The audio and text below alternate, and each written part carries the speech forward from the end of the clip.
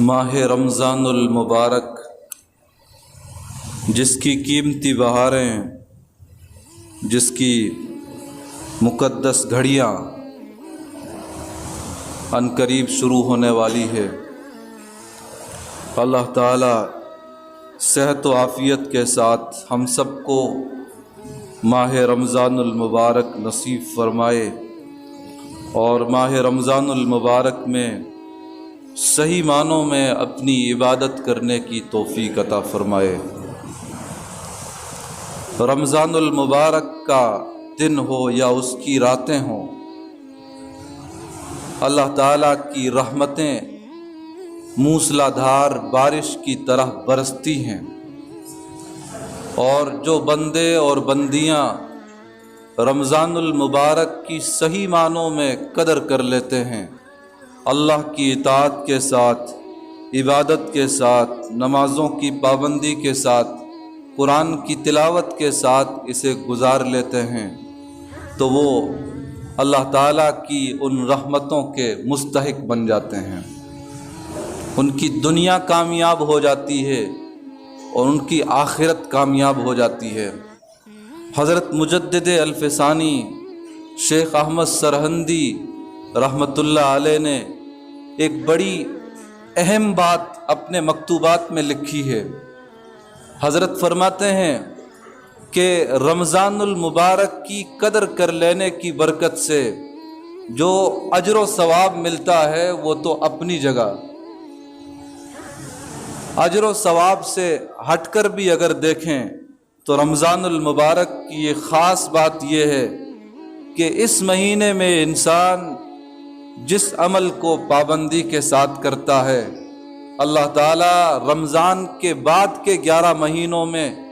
اس عمل پر جمنا اس کے لیے آسان فرما دیتے ہیں۔ رمضان میں نمازوں کی اچھی طرح پابندی ہو گئی، قرآن پابندی کے ساتھ پڑھتا رہا، دوسری عبادات خوب کرتا رہا، تو اللہ تعالیٰ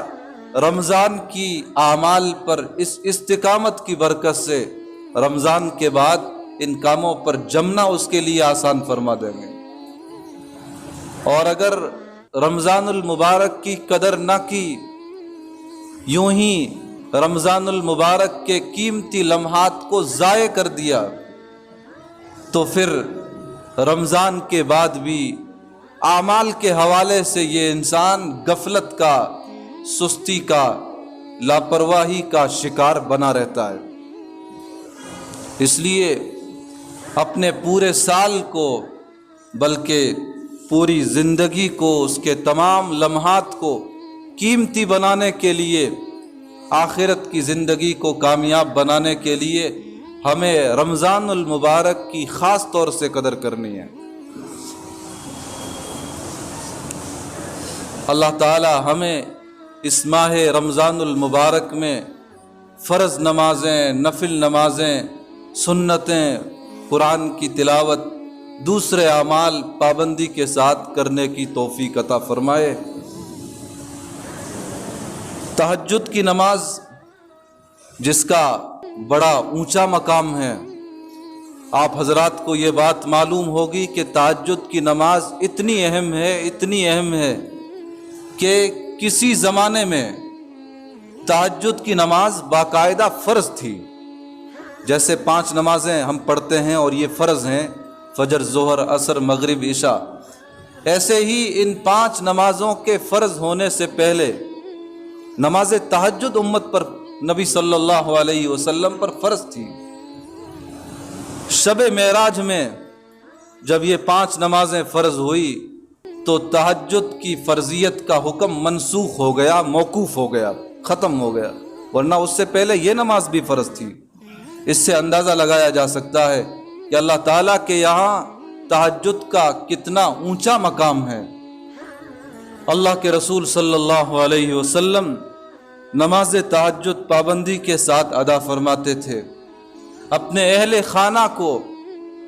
اس نماز کے لیے، آخری پہر کی عبادت کے لیے بیدار فرماتے تھے۔ حضرت عمر بن خطاب رضی اللہ تعالی عنہ کا یہی معمول تھا۔ ایک حدیث میں ہے، ایک صحابی فرماتے ہیں کہ میں رات کے آخری پہر میں مسجد نبوی کے پاس سے گزرا تو میں نے دیکھا کہ نبی صلی اللہ علیہ وسلم نماز تہجد میں مصروف ہیں، مشغول ہیں اور قرآن کریم کی تلاوت فرما رہے ہیں۔ تو میں بھی نبی اکرم صلی اللہ علیہ وسلم کا مقتدی بن کر آپ کے پیچھے کھڑا ہو گیا۔ نبی علیہ الصلاۃ والسلام سورہ بقرہ کی تلاوت فرما رہے تھے۔ صحابی نے یہ خیال فرمایا کہ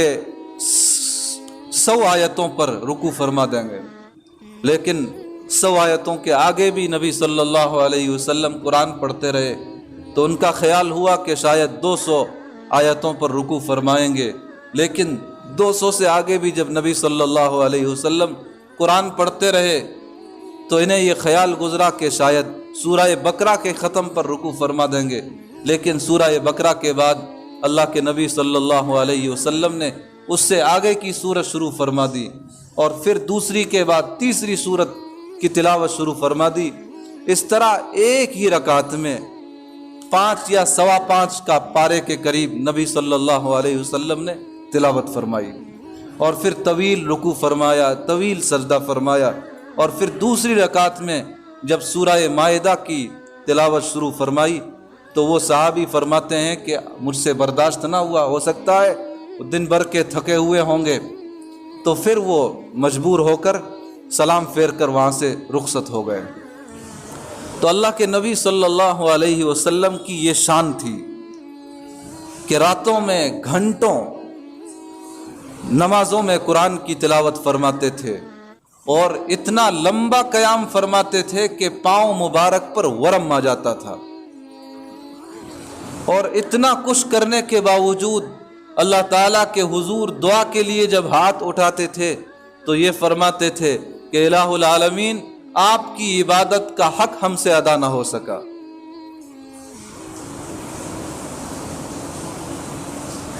صرف مسجدیں بنانا ہی اصل مقصود نہیں ہے، مسجدوں کی تعمیر سے اصل مقصود یہ ہے کہ انسان تعلیمات اسلام پر پہاڑ کی طرح جمنے والا بن جائے، نمازوں کا پابند بنے، جماعت کا اس کی زندگی میں اہتمام رہے، اعمال دعوت اس کی زندگی کا وتیرہ اور پہچان بن جائے۔ یہ مساجد کا اصل مقصود ہے۔ 1917 عیسوی میں ہمارے پڑوسی ملک کے لاہور شہر میں، وہاں شاہ عالم چوک کے نام سے ایک مشہور جگہ ہے، مارکیٹ ہے، وہاں ایک مسجد بنی ہوئی ہے جس کا نام ہے مسجد شب بھر۔ شب کے معنی رات، اس کا نام ہے مسجد شب بھر، اور اس کا اصل پس منظر یہ ہے کہ اس زمانے میں انگریز کی حکومت تھی، تو انگریز عدالت نے یہ فیصلہ سنایا تھا کہ مسلمان ایک رات میں اگر یہ مسجد تعمیر کر دیتے ہیں نماز فجر سے پہلے پہلے تو یہ مسلمانوں کی مسجد سمجھی جائے گی، اور باقاعدہ عدالت یہ فیصلہ سنائے گی کہ اب یہ جگہ مسلمانوں کی ہے، یہ ہمیشہ کے لیے ان کی مسجد ہے، کسی دوسرے کو اس میں تصرف کا کوئی حق نہیں ہے، اختیار نہیں ہے۔ چنانچہ جب یہ عدالت سے بات کہی گئی تو مسلمان مردوں نے اور مسلمان عورتوں نے جو کچھ ان کے پاس تھا مسجد کی نسبت پر لگا دیا، خرچ کر دیا، اور ساری رات محنت کرنے کے بعد مردوں اور عورتوں کی مشترکہ محنت سے نماز فجر سے پہلے پہلے وہ مسجد تیار ہو گئی، بن کر تیار ہو گئی، بنیادوں سے لے کر مینارے تک مکمل تیار ہو گئی۔ چنانچہ عدالت نے اپنے وعدے کے مطابق فیصلہ مسلمانوں کے حق میں سنایا۔ علامہ اقبال رحمۃ اللہ علیہ اس زمانے میں زندہ تھے، بڑے مشہور شاعر گزرے ہیں۔ انہیں جب معلوم ہوا کہ اس طرح کا لاہور میں واقعہ پیش آیا ہے، چونکہ وہ وہیں کے رہنے والے تھے، تو وہ خود موقع پر پہنچے اور انہوں نے مسجد کو دیکھا، بہت خوش ہوئے، اور پھر اس مقام پر انہوں نے اپنا وہ تاریخی شعر کہا تھا جو بہت مشہور ہوا۔ علامہ اقبال نے وجد کی سی کیفیت میں آ کر فرمایا تھا کہ مسجد تو بنا دی شب بھر میں، مسجد تو بنا دی شب بھر میں، ایمان کی حرارت والوں نے، پر من اپنا پرانا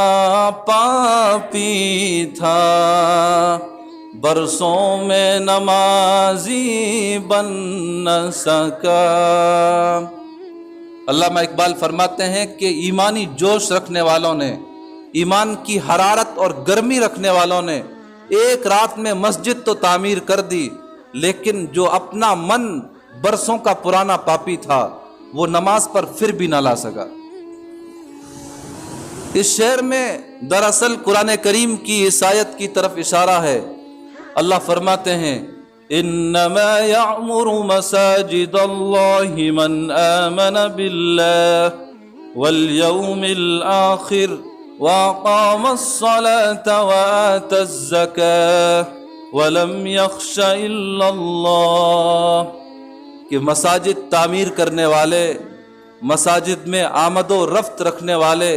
مساجد کی نسبت پر اپنی جان لگانے والے، اپنا مال لگانے والے، اللہ فرماتے ہیں کہ مسجد کی آباد کاری کی نسبت پر اپنا کسی بھی شکل میں کردار ادا کرنے والوں کے لیے ان اوصاف پر عمل پیرا ہونا ضروری ہے جو اس آیت میں بیان فرمائی گئی۔ وہ اوصاف کیا ہیں؟ سب سے پہلا وصف، سب سے پہلی بات یہ ہے کہ اللہ پر اور یوم آخرت پر ایمان مضبوط ہو۔ جو کچھ ہوتا ہے اللہ کے حکم سے ہوتا ہے، غیر اللہ سے کچھ نہیں ہوتا، اور انسان اس دنیا میں بھلا یا برا جو کچھ کرتا ہے روز محشر اپنے رب کے یہاں پہنچ کر اسے اپنے کیے کا جواب دینا ہے۔ یہ ایمان کامل ہو، عقیدہ پختہ ہو۔ دوسرے، نمازوں کی پابندی ہو۔ تیسرے، زکوٰۃ پابندی کے ساتھ ادا کرتا ہو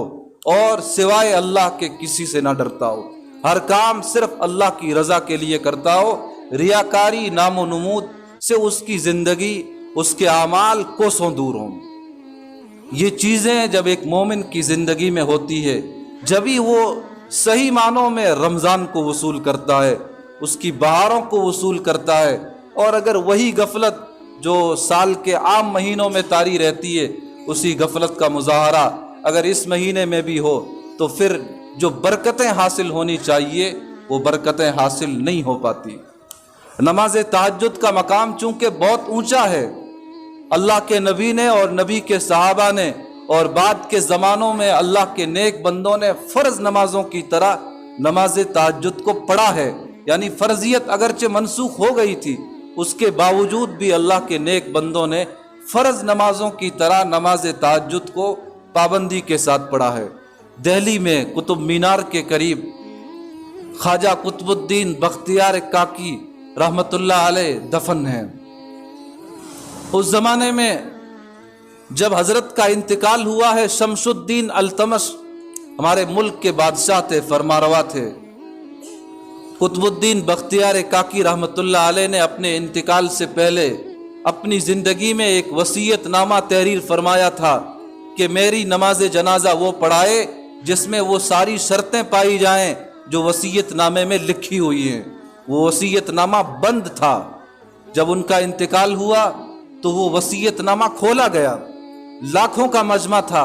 وصیت نامہ جب کھولا گیا اور پڑھا گیا تو اس میں لکھا تھا سب سے پہلے کہ میری نماز جنازہ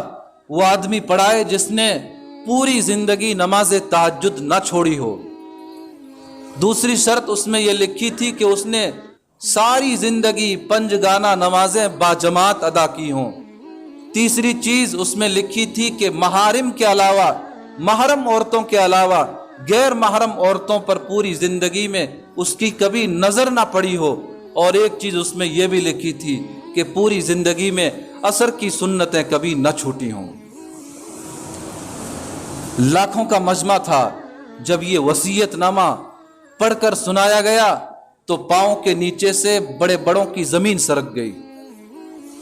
بڑے بڑے لوگ تھے، لیکن ان سب شرطوں پر ایک ہی وقت میں کھڑا اور پورا اترنا ظاہر ہے بڑا مشکل کام ہے. اللہ ہی جس پر اپنا فضل فرمائے وہ یہ شرطیں نبھا سکتا ہے. جب کافی دیر گزر گئی اور نماز جنازہ پڑھانے کے لیے کوئی آگے نہ آیا تو پھر شمس الدین التمش رحمۃ اللہ علیہ جو اس زمانے میں پورے ملک کے بادشاہ تھے